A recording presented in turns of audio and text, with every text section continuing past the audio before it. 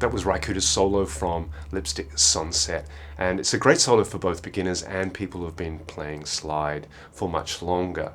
Today we're going to focus in on that crucial element of slide playing, intonation. We're going to try and develop ways to think about and develop our touch and our technique in that regard. So let's have a look at the tuning and then go on to have a look at the tab.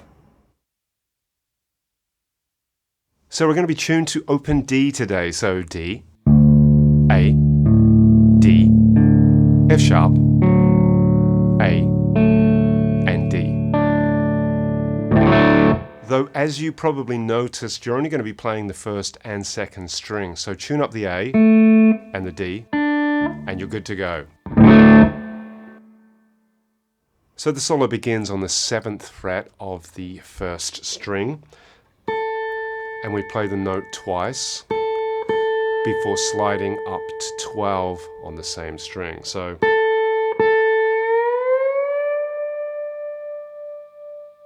and this is just reflecting the chords that are played at this point in the song. So we're playing the A, which is the 5 chord of 1, which is our D. So A, D, this is an A, and this is a D. So let's pause here just for a second to talk about intonation. Now the intonation is probably the critical difference of slide to normal guitar, and it's such an important part of playing and of finding your voice. And you can think about this song as kind of an arena to work on your intonation. So many long exposed notes that you really do have an opportunity to sort of find your good notes. I mean, Cooder in an interview, he gave 3 tips to playing slide guitar, and the first one was learn to play a good note. And this is that. I mean, these notes will really be quite obvious if you don't have good sustain, good tone, good intonation, good dynamics. So that's kind of the way I approach this. I really tapered back my vibrato and sort of concentrated on finding really true intonation. I wasn't always successful. I mean, I've done dozens and dozens of recordings just through pure enjoyment, because it's interesting what you can bring out when you sort of rely on just how you're playing the phrasing in terms of timing and how much vibrato or how little you're using. So this is an invitation really to use it in that way. I've done a backing track that you can play with, which is really good to just kind of have a relative pitch, because if it just makes it a little bit easier when we've got the backing track. So the 2 allies in the battle with our intonation practice are obviously we look at the fret, our eyesight, right? We're aiming for this kind of the center of the fret end, maybe a sort of a hair to the right, just a hair this direction. But you can check with this harmonic here.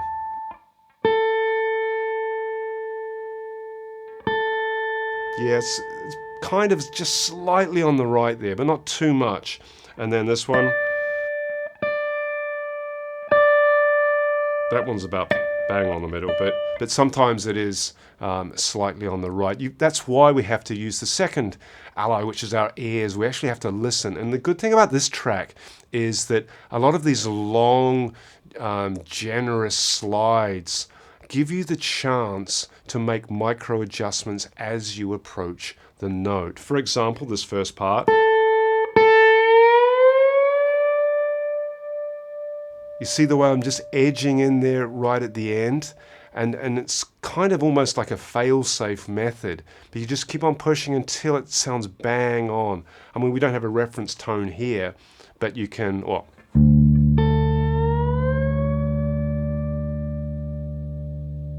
hear that? So that's how you approach it. Go very, very slow. And this solo has many such opportunities. These slow, gentle slides into pitch. So this is why I'm sort of trying to frame this as an arena to practice intonation, because one, it's a lovely solo, and two, it just gives you these really obvious opportunities to do that. That's why I sort of really dialed back the vibrato and just really concentrated on intonation, just sitting back with the timing, relaxing, and just getting the dynamics even. Okay, so there's just some things to bear in mind going forward, because I don't think there's too many difficult points. I mean, I will go through the tab now actually, but the things we've just talked about are kind of what we're focusing on, more than, you know, really any difficult passages. Okay, so there's the first phrase. We're going from 7 to 12. Okay, and then we're going sliding up to 11.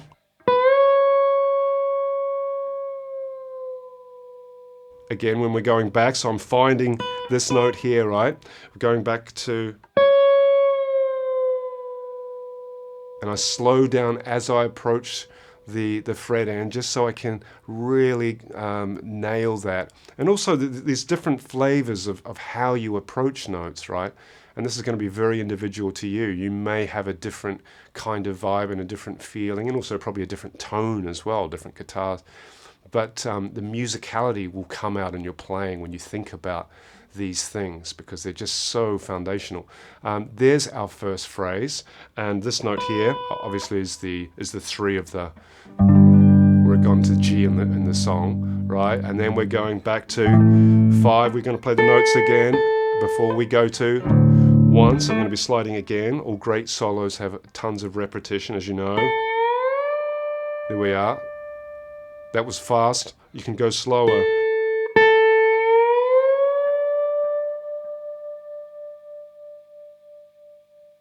There it is, right? No rush. And then we're going to be playing 11, 12 to 9. We're going to the B minor, in fact, in the song. So here, going back to the B minor, the minor 6 chord, so 11.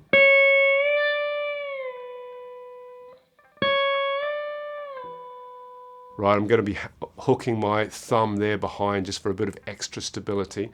As well, my right hand, I'm going to be muting all the other strings, as you can probably see here. So that is then, we're on the minor 6, right? And then we're going to be playing 7 again. And now, changing strings, if you can imagine that. We're going to be playing a slide up to the 9. So 7.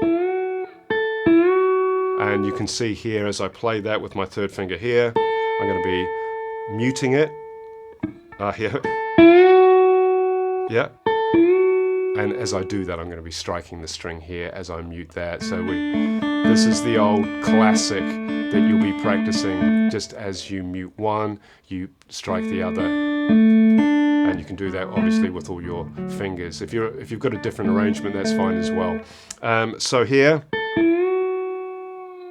again, a very slow slide back to 7. And this is when we're on the 5 chord here. So this is just, again, there's lots of chord tones being played throughout the solo. And we're going to be climbing to 9. Your ear will hear what note that is. That's the 7, right? There it is there. It's the 7. Maybe some vibrato there. Mixed it up a little bit. And then we're going back here to 7 again. Start a new phrase.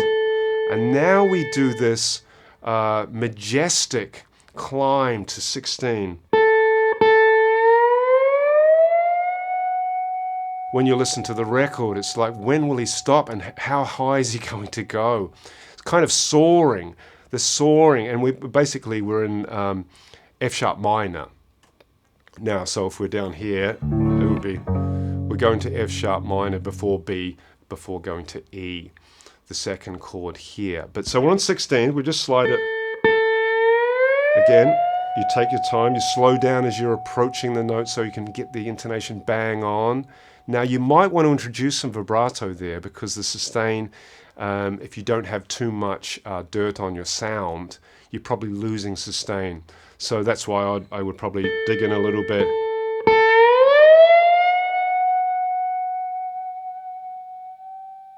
And now there's your heartbreaker going up to the 17 there.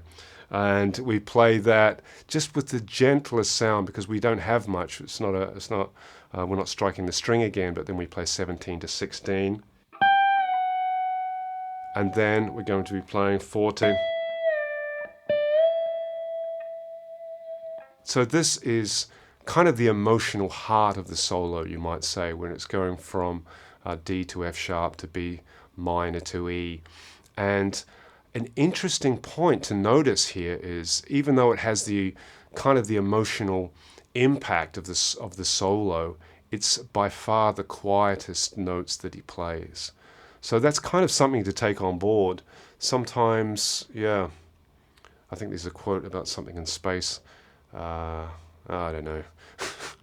that would have been useful had I remembered it. But we're basically, so we're going here very slowly, and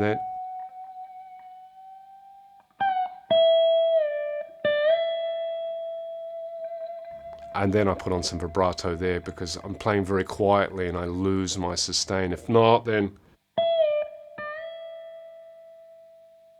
right.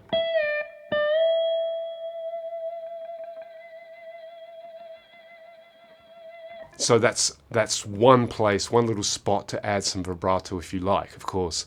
And so we're playing very, very gently. So this is another thing we're practicing, I think, in this track is just dynamics and just keeping things very, very balanced, except here we just dial it back. Very, very soft touch. And that's something we can develop over people who play with picks. We have this greater range of dynamics because you can be very, very quiet with your fingers. So again, we're going here. And this part here, I'm anchoring my thumb behind the neck just to give me a little bit of stability. In fact, a nice exercise is sort of 12-14, 12-14, right? Just to get the sort of intonation as well. I mean, that wouldn't hurt to do that a couple of 100 times. And then we're going to be playing 12 to 14 again 3 times. And then we're going to 11. Maybe some vibrato there. So that is... so we're...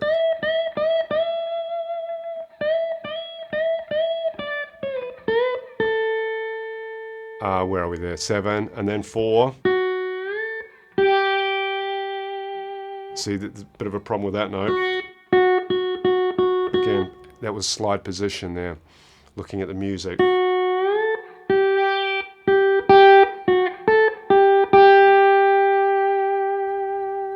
That's better. So, on the 5 there, probably no vibrato. And then from 5, imagine we just played that. So we need to keep very light, gentle pressure as we're going down here, because as we approach these lower frets, there's less distance and more chance it's going to do this. Get that when you start striking, getting contact with these frets, which you don't want to do. So it's very, very gentle pressure when you're here. Right, so from here.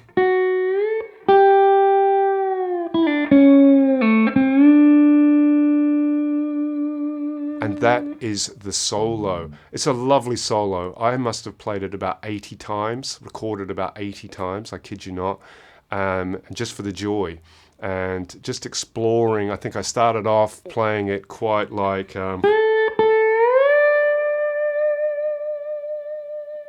right? But then I realized that actually there's something to be said for this very, very gentle vibrato. So I kind of changed my whole approach. I haven't actually listened to the original through this process. So I imagine the original probably has more vibrato than I've been playing it. But I've been using it kind of as a training tool. And have very much enjoyed doing so. So I invite you to do the same. I've got the tab for you. I've got the backing track. So no excuses. And I do hope you got something out of this. And even though the song perhaps doesn't look that difficult on the face of it, you know, perhaps sounds simple to play, I think it's nothing of the sort. I think there's a lot to explore and a lot to experiment with and a lot to practice. And I'd be very happy to hear from anybody as to how you get on with this. So that's all for today. I will maybe no need to actually share the settings. I'll take a picture. I'll put the picture on right now, and you can see the settings of just a couple of pedals. All right, guys, hope you enjoyed this, and I look forward to seeing you on the next one. Thanks so much.